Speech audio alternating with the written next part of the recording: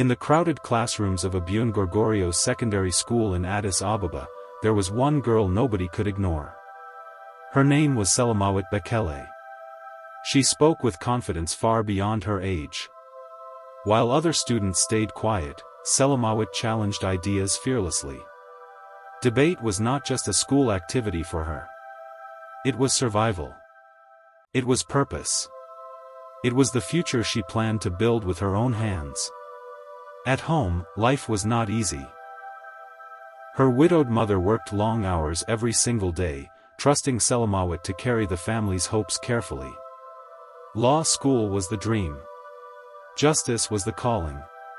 Every argument she practiced felt like one step closer to becoming the woman she wanted to be. Selamawit kept her dreams written inside an old notebook in blue ink. Law school. Constitutional justice. Voice for the unheard. Every morning, she read those words like a promise she could never break. Teachers admired her ambition, but they warned her often. Great dreams demand sacrifice. Selamawit believed she was ready for that sacrifice. But she did not know love was about to enter her life. There was a quiet boy named Yonatan Tesfaye who sat at the back during debate meetings. Unlike Selamawit, he was not a speaker. He was a writer. He shaped arguments with emotion and precision. At first, Selamawit ignored him. But Yonatan listened to her differently. He did not feel threatened by her strength. He respected it. And somehow, that affected her more deeply than admiration ever could. Slowly, conversations turned into long walks home. Debate strategy became laughter. Friendship became warmth. And for the first time in years, Selamawit felt lighter. That feeling scared her. Then everything changed. The National Schools Debate Championship was announced. Scholarships. Recognition. Life-changing opportunities. The pressure inside Selamawit grew stronger. This competition could shape her entire future. But something else had already begun shaping her here. Heart. One morning during assembly, Selamawit noticed her focus slipping. Instead of thinking about debate points, her mind drifted toward Yonatan's smile from the night before. It irritated her. She had trained herself too carefully to become distracted now. During practice, she stumbled over an argument she had mastered weeks earlier. The mistake lasted only seconds, but her coach noticed immediately. For the first time, doubt entered the room. That night, Selamawit stayed awake studying longer than usual, angry at herself for allowing emotion to weaken her focus. But Yonatan was different from anyone she had ever known. He wrote poetry in the corners of his notebooks. He questioned life in ways that felt honest instead of rebellious.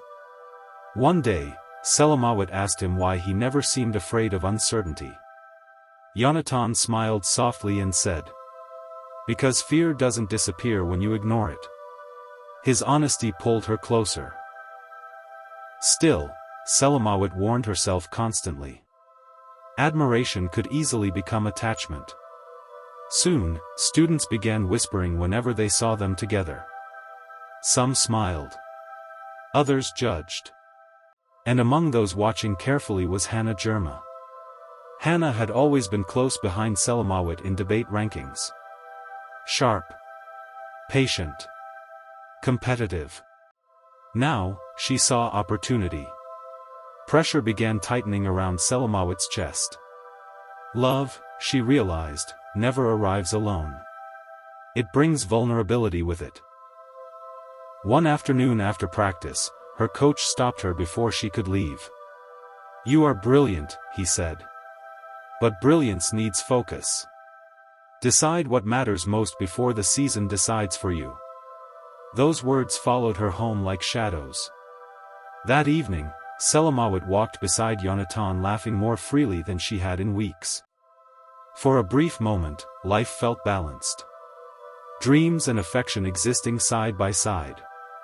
Then Yonatan slowly reached for her hand. He hesitated. Selamawit let him take it. And without speaking, they made a promise neither fully understood. As weeks passed, Hannah Germa grew stronger.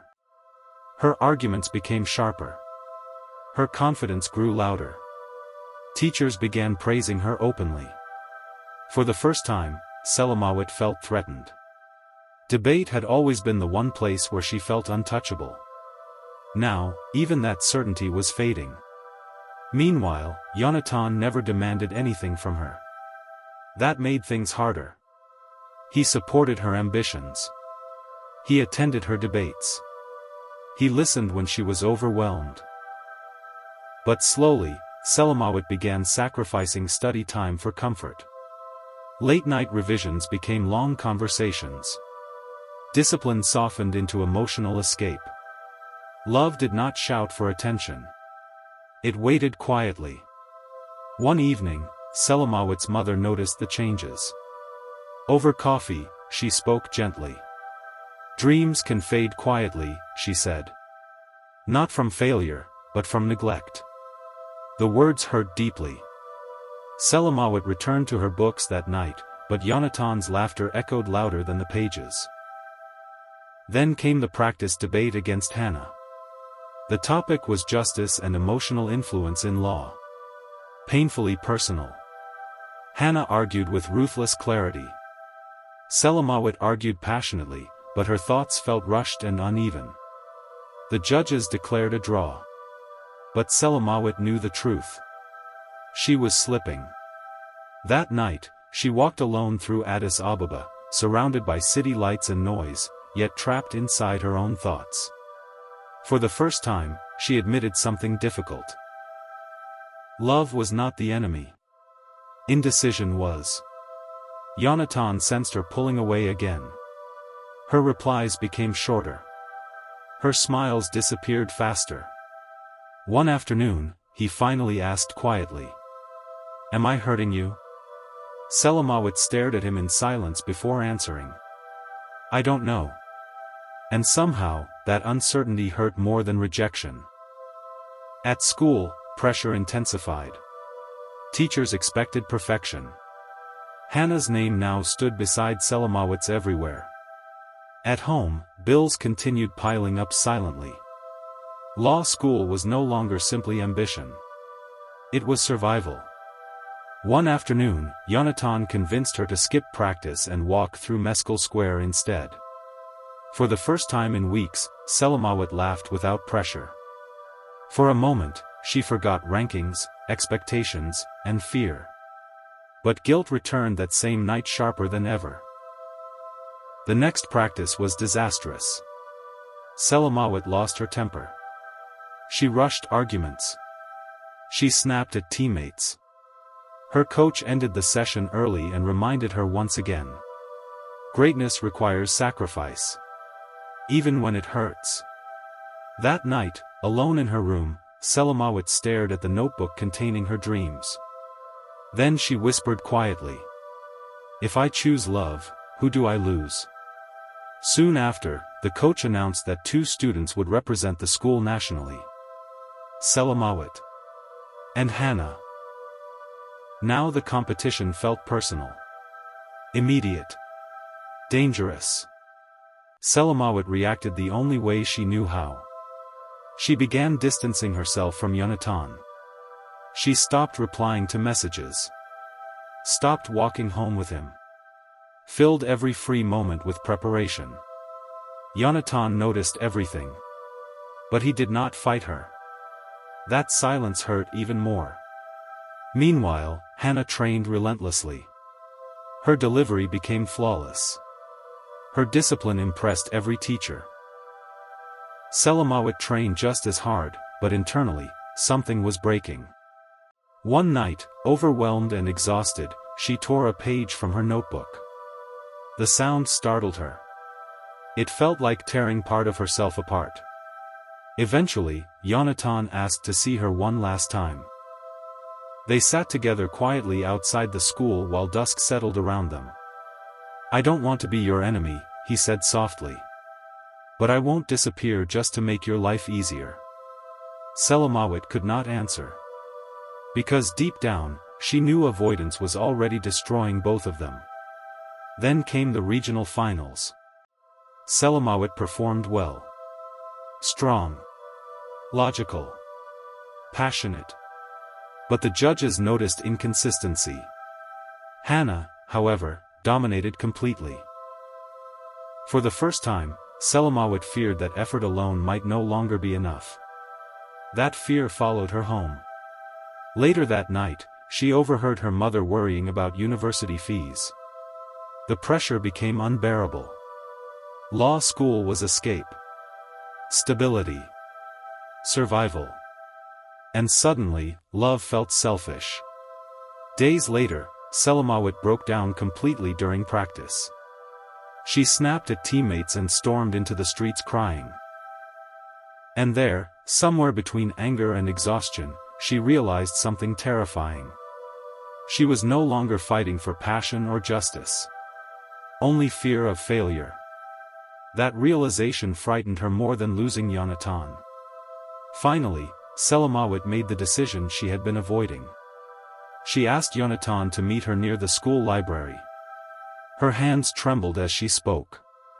She told him the truth. Her dreams were slipping away. Fear had become louder than love. And she no longer recognized herself. Yonatan listened carefully. Then, with tears in his eyes, he said, "Then choose yourself. Just don't pretend it doesn't hurt." And somehow, his understanding broke her heart more deeply than anger could have. They never officially called it a breakup. But it was. No screaming. No dramatic goodbye. Just a quiet ending that echoed painfully inside both of them. Selamawit walked home alone that evening feeling lighter and emptier at the same time. She told herself this was discipline. Strength. Maturity. But that night, she cried herself to sleep. After that, everything changed. Her routine became strict again. She woke early. Studied relentlessly. Trained harder than ever. Debate reclaimed her focus. Teachers noticed immediately. Praise returned. Confidence returned. Victories returned. But joy did not. One day after practice, Hannah approached her quietly. "You're back," she said.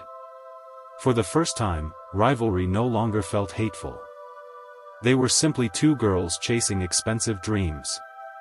As the national championship approached, Selamawit felt ready. Her arguments were precise. Her delivery was powerful. Yet deep inside, she still felt hollow. On the morning of departure, she stood watching Addis Ababa wake beneath the sunrise. And quietly, she made herself a promise. Not a promise of success. A promise of honesty. At nationals, Selamawit dominated the first round completely. Judges praised her brilliance. The audience applauded loudly. But her smile never reached her eyes. Then the semi-final arrived. For the first time all season, Hannah faltered under pressure. Selamawit advanced alone. Victory suddenly felt lonely. That night inside her hotel room, Selamawit stared at the ceiling wondering whether fulfillment was supposed to feel this empty. The final debate topic was painfully ironic. Justice versus personal happiness. For the first time in her life, Selamawit stopped hiding behind perfect logic. She spoke honestly. Vulnerably. Humanly. The judges listened in complete silence. And when the results were announced, Selamawit won. The room exploded with applause. But inside her, there was only calm. She had finally proven herself. And strangely, that was enough. When she returned home to Addis Ababa, celebrations surrounded her. Her mother hugged her tightly with tears shining in her eyes. But Selamawit finally understood something important. Success mattered. But not at the cost of losing connection completely. Later, Yonatan sent her a simple message congratulating her. No bitterness. No blame. Only kindness. Selamawit cried quietly after reading it. Not because she regretted choosing herself, but because she finally understood that love and ambition were never truly enemies. Months later, her law school acceptance arrived with scholarship confirmation. Relief flooded through her. Her future was finally secure. Slowly, Selamawit stopped punishing herself for wanting more than one thing in life. Because life was not a debate to be won. It was something to be understood honestly. Months later, she met Yonatan again by chance. Their conversation was gentle. Respectful. No promises. No unfinished drama. Just understanding. And somehow, that felt peaceful. Over time, Selamawit became stronger in a different way. She no longer feared silence. She no longer feared uncertainty. And she no longer feared herself. Fulfillment, she realized, was not about choosing love over ambition. Or ambition over love. It was about choosing honesty. Eventually, Selamawit walked onto her law school campus with steady confidence. She belonged there. She defended classmates fearlessly. Challenged professors boldly. And spoke with the same courage she once carried as a teenager in debate halls. Sometimes, she remembered the younger version of herself, the girl who almost lost herself trying to hold on to everything at once. And instead of shame, she felt gratitude. Years later, Selamawit returned to her old school to speak with debate students.